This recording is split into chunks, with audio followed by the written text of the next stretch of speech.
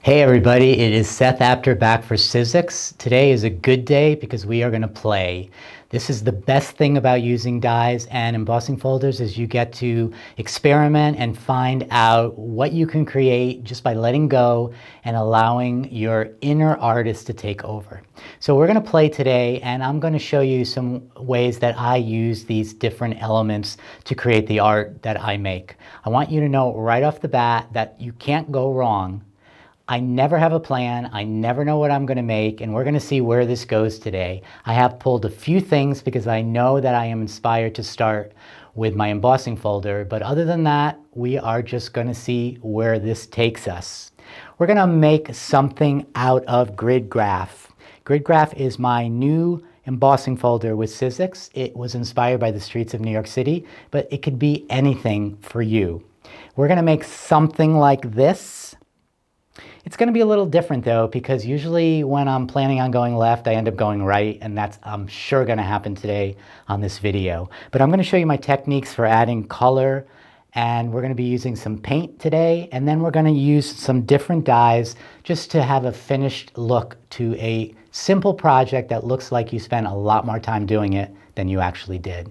So let's switch gears, and we're going to get out the Big Shot, and we're going to have some fun. So I am extra excited today to play because we're going to be using the all-new Big Shot. Take a look at this beauty. I think this is kind of sexy, and I know it's going to work just as good as the old Big Shot did. So my sandwich is ready. I'm going to get my embossing folder, and I'm going to go ahead and I'm going to choose some paper to start with. I love beginning with Sizzix cardstock, and there's a good reason for that. First of all, for everybody, there's a choice between texture and smooth, and I always will use the textured side. And I want to make mention that it's important for you to remember that it does matter which way you place it in the embossing folder, because you want the emboss to be on the textured side. So just double check to make sure you're placing it in the right side. If you make a mistake, it's really no problem. You're going to get great texture anyway, but you want more bang for your buck wherever possible. So we're going to start just by spritzing the fibers of this paper, and that will just allow the texture to be even crisper. And I'm going to go and I'm going to make sure I'm getting this right. I'm going to place it like that. I'm going to close it. I particularly love the size of the embossing folders because they're large enough to use on a big project, but small enough even if you have to cut them down a little bit to use on a smaller one. So I'm going to feed it in the machine. I'm going to tilt that just a little bit so the machine grabs, and I'm going to crank this baby. And I just tend to be a double cranker. You honestly don't have to with this, but it's what I do. I'm going to put this aside, and we are going to have a look at this. And you can see the beauty of this, and I think this is just what makes Sizzix embossing folders so special, because they're multi-level. You get such an effective, different type of crispness that you get from other folders. I just want you to take a look quickly at the elements here. There are lines, but there are also circles. It's that contrast which I think brings some new elements to the project that you're going to make. We're going to get out our mat. Okay, so we are going to start to paint. For me, painting is so much fun because you get to make a mess. And really, as a mixed media artist, that's what I'm all about. I try to kind of lose my way in the mess and just focus on creating magic without really even trying.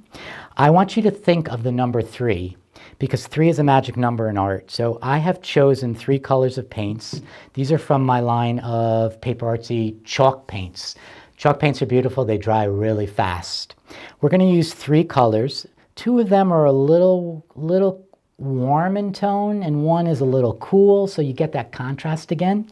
And there's no right or wrong. You don't have to start with one or start with the other. You can start with whatever you want. And the way I usually do this, again, because I like to make the mess, is I'll shake the paint, and I'm going to lay all 3 paints out at once. And I'm going to be sure not to put too much, because you really only need a little. And then I'm going to go ahead with the second color and the third. And placement here is important. And I say that because when I start this, I'm going to start with one color. But when I keep going, let's see if we can get this out. There we go. When I keep going, I'm going to begin to mix these colors. So I want them side by side so they can blend into each other. So I'm going to take my brayer. I love a brayer. And I'm using the Sizzix brayer, which is perfectly sized for this embossing folder. And I'm just going to choose one color, and I'm just going to roll it out. You want to just make sure you get a full roll so it covers. And then I'm going to just layer it on here. It's so simple, but the trick is you want a light touch. I am going to try just to get the top of the texture rather than have it go into the depths. But I do want to let you know that I guarantee by the time I'm done, it's going to be a big mess, and I'm going to probably purposely put everything in the lower layer. I'm going to go ahead and do this maybe 3 times. Remember that magic number of 3. And what I want to make sure is I cover some of it, but not all of it. And that's really the secret to making layers. You never want to fully cover a layer below with whatever you're adding. You want it to be in segments. I'm going to do some areas that are empty, but I also want to cover some of the areas that already have paint on them. That paint color will blend, and you're only going to be using 3 colors, but you're going to end up looking like you've used 4, 5, or 6. So again, more bang for your buck without really doing anything extra. I love this color. It's nice and bright, and I think it's really important to have at least one color that is going to pop a bit more. And I'm going to roll that out and go in any direction. And then I'm going to take a look and see if I'm happy with it or not. If I'm not happy with it, you just let it dry, and then you paint over it with other colors or these colors again. So that's why I say you can't go wrong. You're always, I like to say, one layer away from magic. All you need to do is add one thing, and it changes everything. And now I'm just going to, go for it, because that's what I like to do. I'm going to just blend all these colors. You can see by the color choices, I'm not getting mud. And I'm going to go ahead and I'm actually going to purposely go in to some of the gullies here and add some color that way.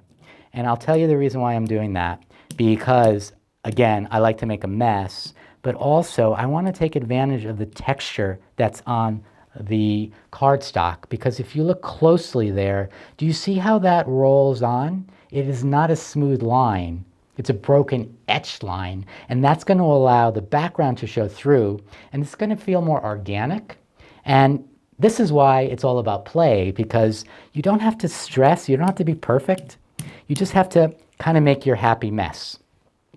Now, I've turned this purplish, which I kind of knew was going to happen because that was the darkest color. And I'm happy about that because I think one of my elements that I'm going to add is purple. And that is a good tip as well, that when you're creating a piece, you always want to bring in repetition. If you use purple in one layer, use it in another. If you use black, bring back the black. And what will end up happening is your piece will end up being very cohesive at the end of that. Again, without even trying. I'm going to put this aside, and I'm going to move this out of the way. We're going to get to die cutting. I am going to use my Words Wafers 2. I love this set because I love text.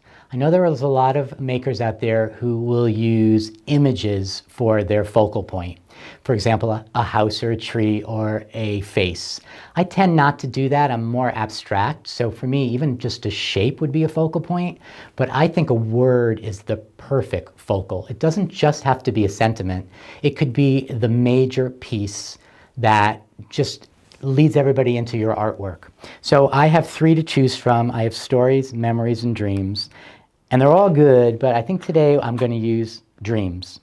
So I am going to put this aside. I'm going to bring back my Big Shot. Happy to play again. And I'm going to go ahead and I'm going to make the correct sandwich for this. And we're going to get to cutting. I am going to be using the cardstock again, and what I've chosen to use is a very, very dark black, and then this bold purple. Remember, I'm bringing the purple back. And when I cut, I always try to maximize. So I could cut this twice. I could roll through the black and then I could roll through the purple, but I'd rather just do it all at once. So you'll notice there is this frame element, and you'll notice there is the word. With this set, you get a background for each word, and you get two sized frames. It all depends on how you cut it and how you nest them together. I'm not going with the frame for this one. I'm just going to go with the background. And again, I'm a guy that just likes to roll through twice, so I'm going to do that. We'll put this aside, and we'll see what we got here. All right, so this is my background, and it's very specific because it works perfectly with the word. And then this is the die cut. One of the things I love about this is the machine is so powerful that very often I don't even need to have my little pokey tool to get rid of the offcuts. And if I place this in right like that, you're going to see that you have this beautiful contrast. I have the purple that's going to match up with the purple in here. And then I have the black, which is going to give me enough contrast from underneath that light color so that the word dreams pops out. Now you'll notice that it's a little big.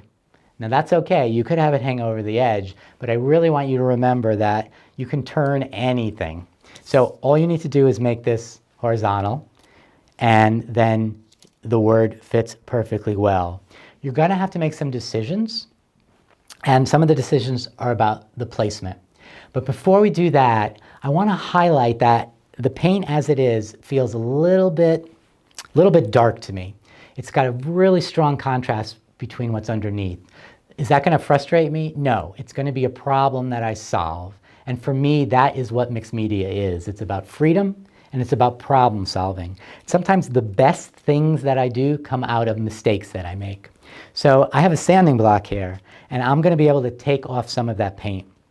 Now we're using the Paper Artsy paint, and the Paper Artsy paint is chalk paint. So you can see it's not even coming off my fingers. It's already dry. And again, that's why I highlighted that earlier, because I can move faster. I don't have to worry about taking that much time out of making the art to dry the art. So we're just going to go in. We're going to go in softly at first. You can always take off more, but you just want to be gentle to start so that you can make some decisions about how much you want to take off. Now, I'm a very grungy kind of person, so for me, I'm probably going to take off more than somebody else who maybe would like it a little bit cleaner. But that is the beauty of this process, is that you can go as soft or as hard as you like. I will tell you what often happens to me is I'm a little bit tentative when I start these things, and as I begin, I realize I just need to let go, and then I just begin to do it the right way. And the right way is to do it with abandon, not worry that you're going to ruin it, and just kind of have at it. So when I look at that, let's clear the space. You can see it is grungy now. It's got that texture, it's got that differentiation between that beautiful color at the base, between the white that comes through as I sanded off the top of it, and that sort of rich, dark purple color. And we even have a little bit of the other colors coming through in different segments. All right, so now I'm going to show you how I glue, and you can see how this project comes together so simply. I'm going to get some cardstock, and I'm going to put some glue right out on it, and I'm going to dip the piece of paper into the glue rather than put the glue onto the piece of paper. And we're just going to be able to tap it and get exactly what we need. You can see I'm aiming mostly for the letters here rather than putting it on the very thin bits, although I'll put just a touch on the ends. And then I'm going to place it right over the frame, again designed perfectly for this. I love this frame because it just allows you to have that beautiful pop in the background. Now there's a little excess glue. You can wipe it off or just let it dry and it will dry clear. Once I have that, then I have to think about placement. And the nice thing about this is I can move it around before I make my decision. So I could be very traditional, typical, and I could place it smack in the middle. Am I going to do that? Probably not. So I can think about maybe using it as a base. And you can think about when you put it at the bottom that it's almost grounding the art. If I place it at the top, it acts kind of like when you put a title on a scrapbook page. It sort of gives that indication of what's below it. Perhaps if I had all the time in the world, I would then add some more die cuts to the bottom. But I think I'm going to leave it as it is, with this being the element, maybe at the bottom, just off center. And a tip about that, when you go off center, don't go like just a touch off center, because all that looks like is you made a mistake. And mistakes are good, but you know, sometimes you want to avoid them. So if you're going to go off center, just make sure it's a clear decision that everyone knows you made. So I'm going to grab the glue one more time. This time I'm going to do it a little bit differently, and I'm going to go on the back. I'm going to lay out the glue. I'm going to be ready to glue it on. And so quickly, we have a project that probably would look very different if you did it with the choices of colors and paints, embossing folders, and dies that you use. What I also want to share with you and show you is that if you love layering as much as I do, you're going to want to layer even more than this. So you can take a quick project, and if you really take your time, you can begin to create something that looks like it's taken you days. So what I have here is another one of my word wafers. This one's stories. So I'm going to just place it over there to show you that you can also add, with the background and the black text, you can add the frame. And this is just one of the two frames that you get. And you can add the individual letters. And by adding that, you can choose to use the letters with different colors, with different patterns, so the flavor of you really comes out. So again, this is grungy, but it doesn't have to be when you use this. Thank you so much for watching. I hope you got a few tips and techniques, and maybe if you even try this yourself, you'll post it and you'll tag Sizzix and myself so we can see the beauty that you made with this collection. Thank you.